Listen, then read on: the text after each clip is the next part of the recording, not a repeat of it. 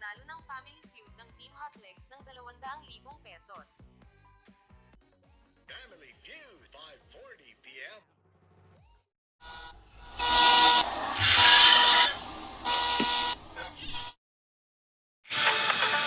Welcome to my episode that is called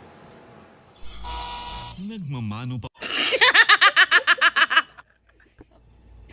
That's okay.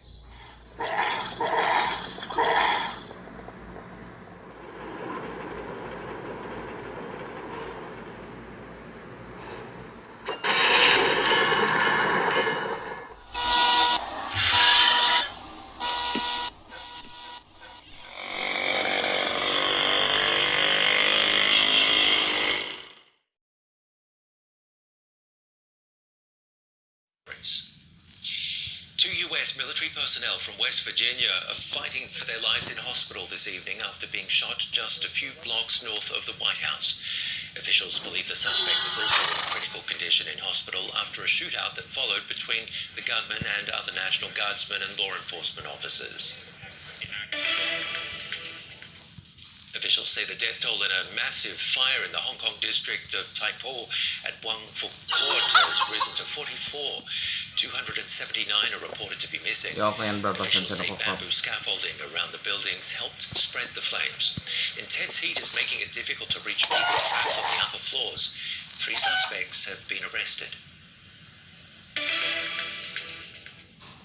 US President Donald Trump will send envoy Steve Witkoff to meet with Russian President Vladimir Putin next week in Moscow. This comes after Bloomberg News released a transcript of a leaked call between Witkoff and a senior Russian advisor. Witkoff could be heard coaching him on how to pitch a peace plan to President Trump. This is DW News from Berlin. You'll find more on our website, dw.com.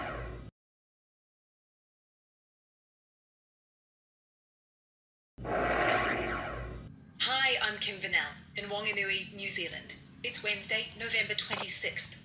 Today, Zelensky says he's ready to advance a US-brokered peace plan as sources tell Reuters it drew from a Russian document. Nigeria grapples with mass abductions and allegations of Christian targeting. Thanksgiving travel ramps up, but not as much as you might think. And Shein goes to court in France. This is Reuters World News, bringing you everything you need to know from the front lines in 10 minutes, 7 days a week.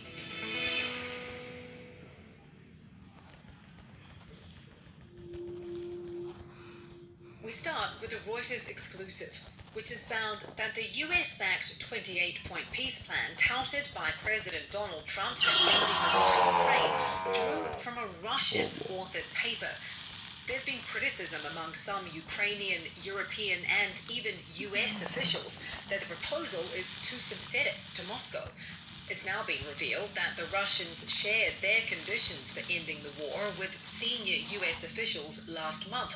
Conditions like Ukraine ceding more territory in the east. That paper became a key input for the plan the US eventually put forward. Before our exclusive was published, Ukraine's president said he's ready to move forward after a meeting in Geneva where all sides, bar Russia, worked on the US proposal to make it more palatable. And I'm ready to meet with President Trump. There are sensitive points to discuss. We have them still. The White House didn't comment directly on the Russian paper, but cited Trump's comments that he is optimistic about the 28-point plan's progress. The FBI is calling 6 Democrats in for interviews after the lawmakers posted a video telling US troops they can refuse.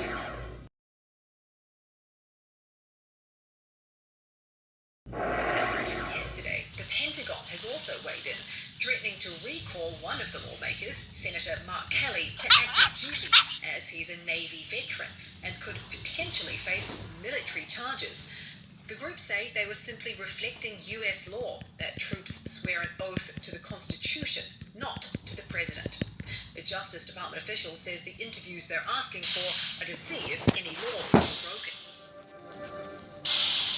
Some big news now for anyone on Medicare. The program has negotiated lower prices for 15 of its most expensive drugs, including popular treatments like Ozempic and Wegovy. From 2027, Ozempic will cost about $280 a month, down from more than $400. Other drugs for cancer, lung disease, and asthma are also dropping by thousands of dollars. The pharmaceutical industry has opposed Medicare price negotiations. President Trump says China's Xi Jinping has more or less agreed to accelerate the purchase of US goods after resuming purchases of American soybeans, but at a slower than expected pace. For more market news, we have the host of Reuters' new finance and markets podcast, Morning Bid, Mike Dolan. Hey Mike, what's happening today? Hi Kim. Today we're going to be talking about a fascinating juncture in Wall Street's AI story. Nvidia down, Alphabet up, winners and losers. We're also going to be talking about President Trump's likely new pick for Fed chair, probably before Christmas. And we'll talk about Britain's critical and long-awaited budget and how UK markets are reacting just ahead of that later today. So if you want to hear more on those subjects, please tune into the podcast later. Thanks, Mike. Make sure to follow Reuters Morning Bit so you never miss an episode, or you can ask your smart speaker to play it maybe right after this.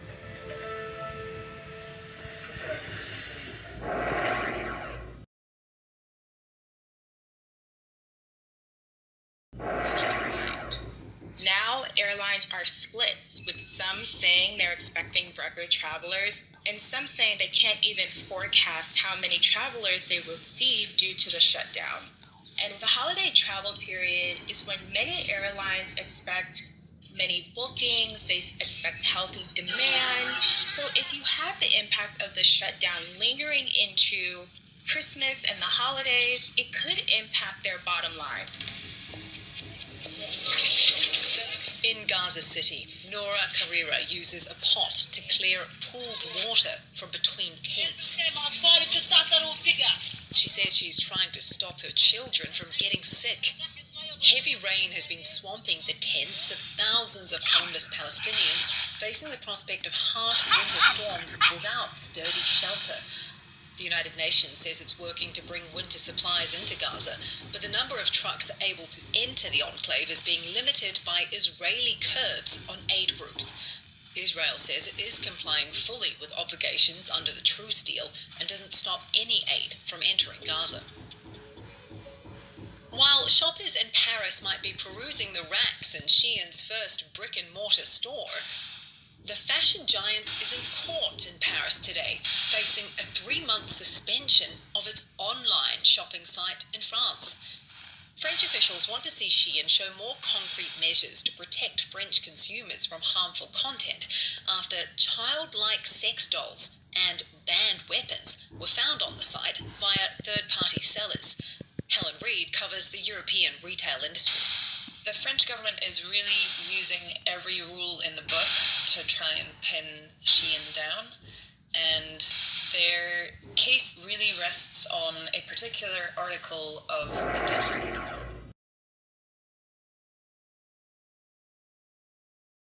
A very successful, massive online platform. So why would it not have the technological and financial means to ensure that such products don't end up on the platform? If it is suspended in France, it would hit Shein just at the time when it's hoping to get many orders through for Christmas gifts. It's the busiest time of year for all retailers, of course, these weeks running up to Christmas. So it would be really terrible timing. Helen says Shein has made some efforts to address France's concerns. Shein decided to suspend its marketplace in France in order to review all of the sellers on there and to ensure what they called full adherence to French law and the highest standards of consumer protection. What the French government says is that there's basically nothing to say that if they reopen the marketplace tomorrow that these products wouldn't be found on there again.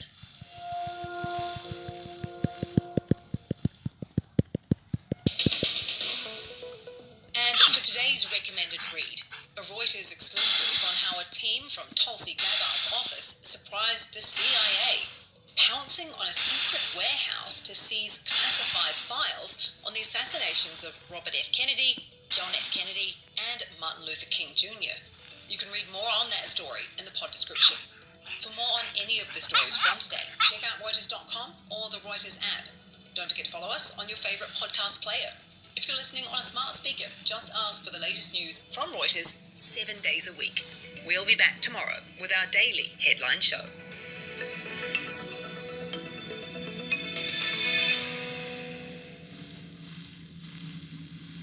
That's it for your news updates. To see more stories, open Google News.